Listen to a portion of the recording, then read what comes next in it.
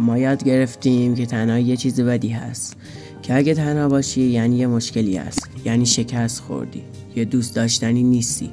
ولی واقعیت اینه که تنهایی جاییه که خودتو پیدا میکنی.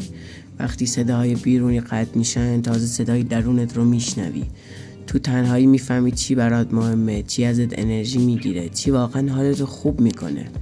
آدمایی که از تنهایی فرار میکنن معمولا همیشه وابسته میمونن به تایید، به جمع، به شلوغی. ولی اونایی که با تنهایی راحتن با خودشون دوست میشن و این یعنی قدرت واقعی.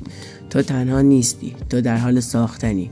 پس دفعه بعد که تنهایی فرار نکن، بمون و ببین قراره با این سکوت چقدر قوی تر بشی. توی کامنت ها اصلا بنویس تنهایی بهتره یا توی جمع بودن. جایی برای رهایی از افکار ذهن بی‌پروا.